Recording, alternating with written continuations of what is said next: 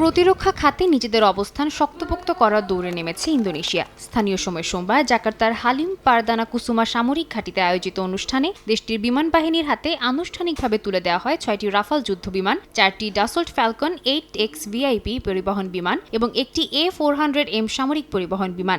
অনুষ্ঠানে president প্রাবো Subianto বিভিন্ন ক্ষেপণাস্ত্র ও রাডার প্রযুক্তিও প্রদর্শন করেন। tonggak penambahan kekuatan প্রতিরোধের উপায় হিসেবে আমাদের অবশ্যই প্রতিরক্ষা শক্তি বৃদ্ধি অব্যাহত রাখতে হবে।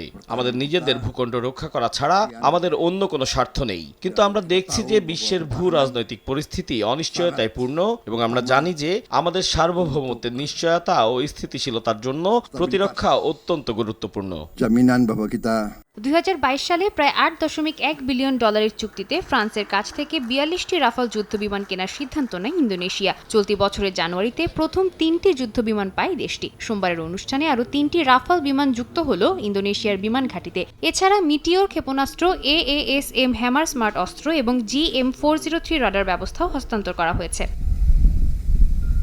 ক্ষমতায় আসার পর থেকেই পুরনো সামরিক সরঞ্জাম আধুনিকায়নে জোর দিচ্ছেন সাবেক সেনা কর্মকর্তা প্রাবো সুবিয়ান্তো। গত মাসে ফ্রান্স সফরে প্রেসিডেন্ট ইমানুয়েল ম্যাক্রোর সঙ্গে প্রতিরক্ষা সহযোগিতা ও সামরিক শিল্প উন্নয়ন নিয়েও আলোচনা করেন তিনি। বিশ্লেষকরা বলছেন, দক্ষিণ চীন সাগর ও ইন্দো প্যাসিফিক অঞ্চলে বাড়তি উত্তেজনার মধ্যেই প্রতিরক্ষা সক্ষমতা জোরদারে মনোযোগ বাড়াচ্ছে ইন্দোনেশিয়া। সাদিয়া তাসনিম, সময় সংবাদ।